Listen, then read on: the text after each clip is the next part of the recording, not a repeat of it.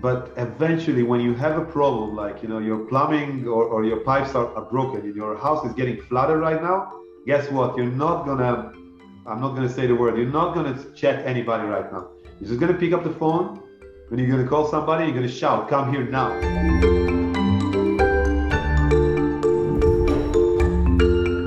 Welcome to UpTech Report. This is our Applied Tech series. UpTech Report is sponsored by TerraLeap. Learn how to leverage the power of video at terraleap.io. Today, I'm joined by my guest, Didi Azaria, who's based in Israel. He's the CEO of Workiz. Good to have you on, Didi. Hi there. How are you today? Doing good. I'm excited for our conversation. Now, your platform, Workiz, is all around to help field service businesses in their scheduling and management. So it's a scheduling and management software, and you're focused on the service business areas of like locksmiths, junk removal, carpet cleaning, garage door repairs, appliance repair industries, all that whole space. So if you're a CEO of a field service business, this might be a platform you're going to want to check out. Now, help me understand, Didi, where did the genesis of this idea begin, and what was the problem that you guys saw? So being a locksmith, 20 years ago, myself, riding in traffic, awful traffic at a 405. LA is known for its great traffic, right? And I don't know if I can say it, but it's not a public station, so let's do that. You sit in the car and you have nowhere to pee, and it's like 4 hours drive, so you take a bottle, right? This is just a tiny example of all the challenges that the field service guy, the guy that actually serves your home, when you're in stress, when you have no patience for them, but still, this is what I experience the entire day, right? There are millions of things like that. My partners, the founders of the company, Dan and Erez, basically had the same experience, just in a different city, in San Diego. Experiencing traffic, experiencing, paper maps like the Thomas Cook guides, right? They had no GPS. Once we saw, smartphones coming in, they had like 4 or 5 different phone numbers for each of the advertisements they ran. It's all in their pockets, right? You need to make sure they're charged, and you need to make sure that each phone has the right, vocal. Basically, you pick up the phone and, hey, this is San Diego. Hey, this is LA. You need to figure it out, right? Everything is very manual back in the days. Surprisingly, 20 years later, it's still very manual for about 70% of the market. So if you're a plumber, if you're a locksmith, garage door, doesn't matter. Most of the work is being done on pen and paper. And that's, this is a lot of wasted time and effort when it comes down to that. Yeah, you see guys that are holding all their invoices in shoebox. And when the year comes to an end and you need to pay your taxes or whatever, you need to get over those invoices. And suddenly you figured out that you're missing like thousands of dollars that people just didn't pay you. We cannot see that happen. As a businessman, this is painful for me. And our goal is basically to turn this, craft people to business people without them even realizing that. That's the real magic of Workiz. Well, I think a lot of craft people, they come into this maybe of doing a great job, and they're like, I can run a business now on this, but it's a whole nother mindset and effort to have to manage that. So what you're trying to provide is the business side sort of handles itself. Like how much is it truly automated, and where's the direction that you guys are headed? So we are a CRM, in a nutshell, we're a CRM, but we're a unique CRM because we see communication as the beginning and end of any job. So you cannot fix any plumbing issue without speaking to the customer first, or even having them, book you over the website. It doesn't matter. It's all different forms of communication. And understanding that, we build Workiz as a communication and then the CRM platform.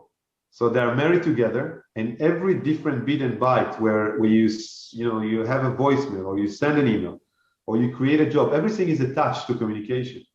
And once we do that, we have easier life to maintain better customer relationship, and as a result, better reviews, and vice versa, more customers, better customers, and so on. It's the magic of communication, which has not gone. Even with all the chat apps these days, people are using WhatsApp, Snapchat, and so on. But eventually, when you have a problem, like, your plumbing or your pipes are broken and your house is getting flooded right now, guess what? I'm not gonna say the word, you're not gonna chat anybody right now. You're just gonna pick up the phone and you're gonna call somebody, you're gonna shout, come here now, because you see your house destroyed. Mm-hmm. So this is what we do. We serve the on-demand market, US and Canada mainly, whether it's your locksmith when you're locked out of your house, or plumbing when a big disaster like this happens. In my case, it's just a cockroach on the bed. I'm going to call a pest control. I'm going to be really stressed about it. Get those bugs be gone. You touch on a great point, I think, of what is the role of technology, right? Is it where to remove the human so we can't talk to another person? Now we're talking to bots or whatever, and people want to pick up the phone and call somebody, but to help a business, like where is the space technology supposed to be helping? Making, like, what would you say? Where's the role? I think maybe Uber is the best example. Uber and Uber Eats, and there are other platforms these days. But we got used to hit a button on the app, and the taxi gets there immediately. Mm-hmm. But how many times? I mean, be honest with yourself. How many times you actually call the driver and say, "I'm not here. I'm on the other side. Where are you, man? I mean, I see you. Why are you doing all these roundabouts?" And communication is a crucial layer in our relationship, even with all this automation. It happens when you order food. It happens when you take a cab, and vice versa. I mean, you need to create to bring more technology to the what we call the no technology markets.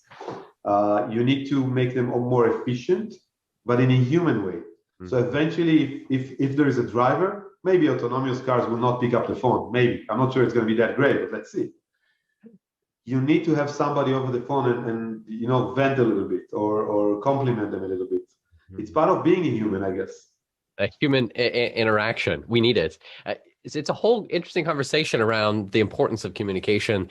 It has not gone away, and nor will it ever, potentially. It gets a different form. I mean, it transforms itself to more chats. We definitely use more chats than phone system these days. Mm-hmm. Is it a different, way to communicate? Definitely. Is it an evolution? Probably. Probably the text messaging is an evolution. Maybe all these emojis that happens these days are the evolution of that. I don't know what's going to be next, but it's all forms of communication. And I don't care about the vehicle too much. I care about the essence. The essence is me needing to speak with you to create something greater.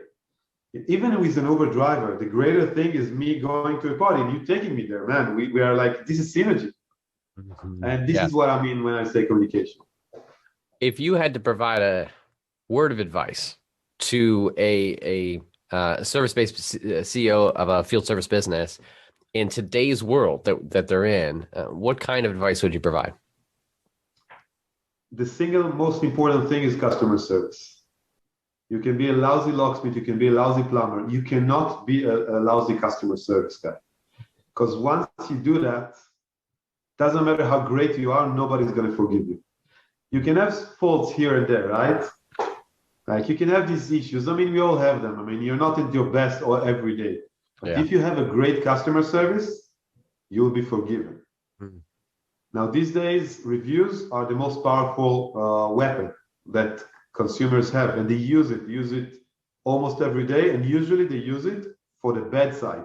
They don't like to praise you. Only if shitty things happen, they're gonna go on Google reviews and spread everyone know. I mean, they're gonna do stuff that you don't like, and guess what? People are gonna look at these reviews and not gonna get your services anymore. So again, it's a revolving door. You give a good customer service, better customers are coming, wanting your service, and so on, and of course, vice versa. So if you were to invest in any kind of technology, it better be helping with customer service, with that communication, with that facilitation, but with the customer. Customers want to be heard. They want to vent. In most cases, they don't want to give you better review. But if they find it is the last resort, this is exactly what they're going to do. To be able to get reviews, positive reviews, because you touched on that fact, we don't naturally go out of our way to give someone a positive review unless you're just really feeling it. So how do you keep that up? How do you keep the positive stuff coming in, not just negative? It's a great question, and it's very much like sales. you already have a no, so you should ask, right? What we train our customers, this is what we do over webinars and also in our own onboarding sessions, is to use a lot of automation during the process of building your relationship with clients. So they pick up the phone, they get a job, you go and do the job, that's great. Once everything is done and everybody are happy, just send them a text message. I mean, it should be very nice. Your review really helped me to grow the business. I would appreciate you clicking here and give me like 5 stars. And you know what? Most people will just say, if he did a good job, why wouldn't I? But they need to be led to that. In most cases, they will not do it voluntarily. I mean, we analyzed tens of thousands or even hundreds of thousands of reviews lately. And guess what? Most of the reviews are bad. And usually it's not about the job itself, it's about the experience. I mean, he didn't speak that nicely to me. He promised this and he gave me that. He didn't pick up the phone after the job. It's like the frustrating things that shouldn't happen between a business and a customer. For you guys, where have you seen the biggest role or impact that your product has played in this space? So due to the fact that we came from what we call the concrete and iron, and we've been there, we suffered there. We understood very early in the days that anything from very much like sales, by the way, when somebody has some sort of a request, you need to pick up the phone right now.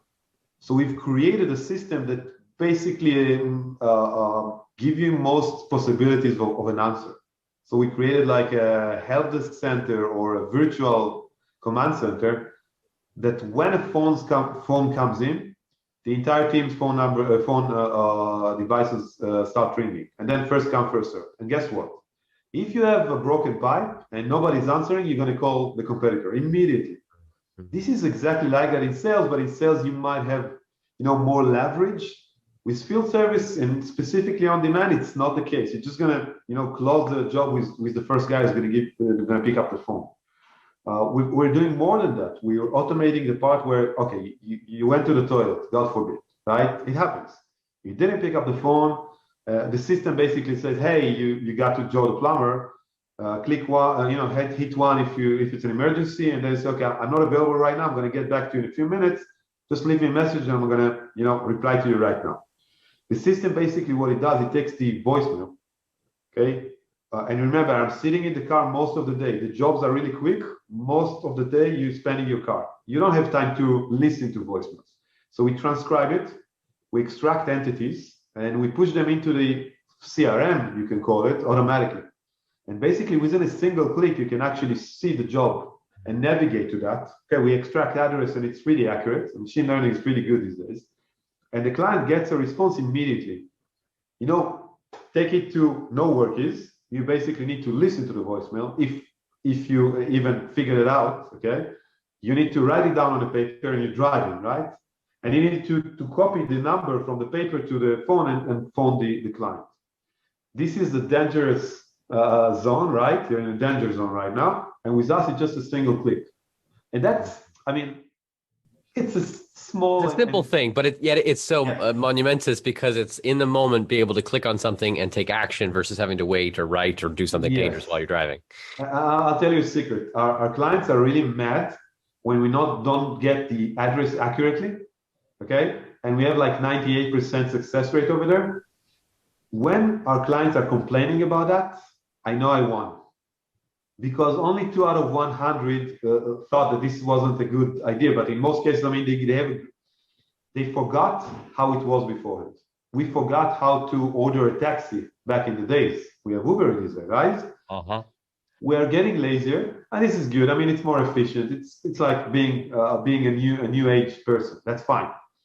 This is exactly what we're trying to achieve. We know that these guys work very hard, and we're trying to give them the technology in a simple way. What about people who are concerned or afraid to give such an automated system a control of their business? What if they miss something, you get it wrong, where people are like, no, I just like my pen and paper. I just like the way things are done. Why would I want to switch to this whole fandangled technology thing? So I just asked him a few questions, like how many times this week you got the address wrong when you picked up the phone and you wrote it on a paper? And you will be surprised to see that about, I don't know, 4 or 5 jobs a week, which is a lot. I mean, if a job is $400, it's a lot of money. What happened when you get it wrong? They say, well, we need to call the client. I said, but you got the wrong number. So what do? So I'm starting to looking for it in my previous calls, and I got like tens every minutes, and they figure out that they're in the balance of risk and opportunity, the opportunity is much higher, and the risk of what we call being in the same status is much bigger these days.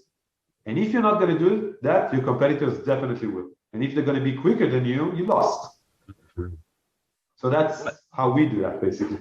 It's the trade-off of quick. You probably are making the same mistakes. You just don't realize it. But having a system in place allows you to track a lot better. And that's the biggest thing, is if you're having so many things coming in, be able to track it. As far as where you guys are headed, what can you speak to as like upcoming updates or the roadmap of what you're excited about and can share? So Workiz just raised a round B of $13 million.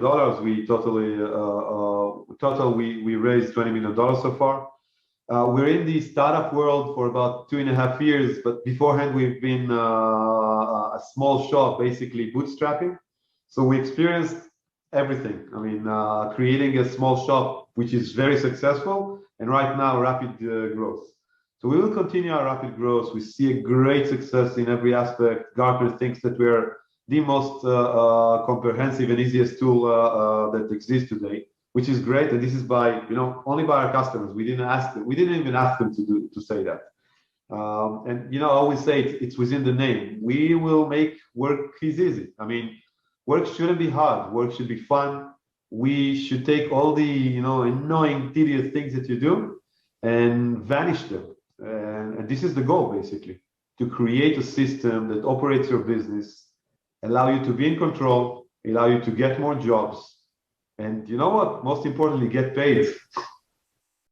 That is the most important. When it comes down to it, get paid and make sure customers are happy, leaving those positive reviews. Definitely. I mean, you're getting paid, and you're getting more paid if you're leaving customers happy. It's like a byproduct of each other. It is. Well, I appreciate you sharing this breakdown. For those that want to learn more, you can get a free trial. Go to workiz.com. That's what it is, workiz.com, and be able to check out more of their platform.